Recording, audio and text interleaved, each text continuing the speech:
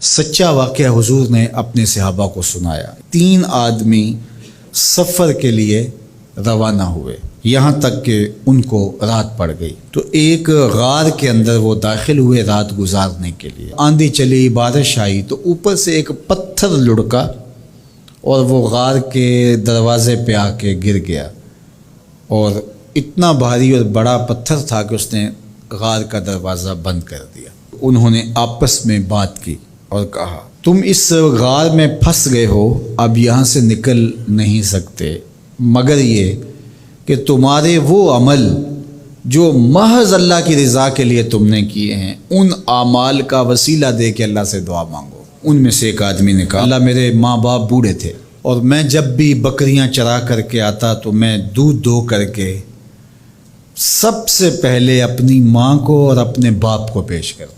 ایک دن میں سرسبز درختوں کی تلاش میں بکریاں لے کے کوئی چارہ کوئی درختوں کی تلاش میں دور نکل گیا۔ میں جب واپس پلٹا دونوں سو چکے تھے۔ میں نے یہ مناسب نہ سمجھا کہ میں ان کو جگاؤں، بیدار کروں کہ اٹھو دودھ پی لے، لیکن اب سارا دن وہ بھوک سے تھے تو اچانک آنکھ کھلے اور بھوک کی شدت سے تڑپے تو میں وہاں سے ہٹ بھی نہیں سکا۔ تو کہتا ہے کہ میں بچوں کو نظر انداز کیا اور ماں باپ کے جاگنے پہ دھیان رکھا، اور یوں ساری رات بیت گئی۔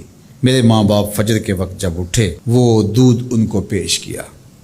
اب یہ عمل پیش کر کے کہتا ہے، اے اللہ اگر یہ میں نے محض تیری رضا کے لیے کیا، تو جانتا ہے میرے دل کو، تو اس پتھر کو ہٹا دے۔ تو پتھر تھوڑا سا سرک گیا، لیکن اتنا نہیں تھا کہ وہاں سے یہ باہر نکل سکے۔ اب دوسرے کی باری آئی، اس نے کہا، اے اللہ میرے چچا کی ایک بیٹی تھی جو مجھے بہت زیادہ محبوب تھی، مرد عورت کے ساتھ جتنی محبت کرتا ہے اس طرح میرا اس کی طرف رجحان قلب تھا، تو میں نے اس کو اپنی خواہش کی تکمیل کے لیے کئی بار کہا، لیکن اس نے کہا کہ یہ نہیں ہو سکتا۔ اور پھر ایک دن حالات نے اس کو مجبور کر دیا، فاقہ زدہ حالات ہو گئے، غربت آ گئی، تو اس نے مجھ سے اپنی حاجت طلب کی، تو میں نے اس کو 120 دینار دیے، لیکن اس شرط پہ کہ تم اپنا جسم میرے سپرد کرو گی۔ اب مجبوری سے اس نے کہا ٹھیک ہے، لیکن میں نے دیکھا کہ اس کا وجود اللہ کے خوف سے کانپ رہا تھا، اور مجھے کہنے لگی اتق اللہ، اللہ سے ڈر اور اس کی حدوں کو نہ توڑ۔ میری خواہشات تو پگلی تھیں، آرزوئیں تو بےتاب تھیں، اور میں اس کی قیمت بھی ادا کر چکا تھا، لیکن اس کا یہ جملہ کہ اللہ سے ڈر، تو میں نے تیرے سے ڈر کے اس کو چھوڑ دیا، اور جو اس کو میں نے 120 دینار دیے تھے وہ بھی اس کے پاس رہنے دیے۔ اللہ میرے اس مخفی عمل کو تو ہی جانتا ہے، تو اگر میں نے تیری رضا کے لیے ایسا کیا تو اس پتھر کو ہٹا دے۔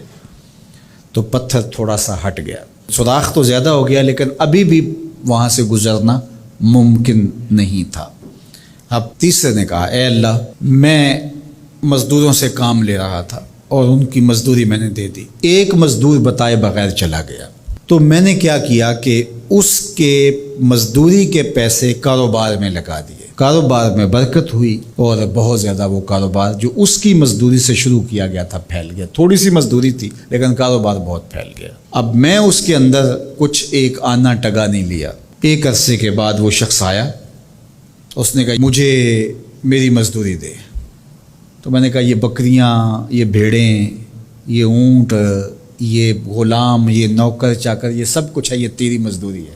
تو اس نے کہا میرے ساتھ مذاق نہ کر، وہ میں تو مزدوری کے وہ چند جو لینے آیا ہوں اور آپ کہتے ہیں یہ سب کچھ تیرا ہے۔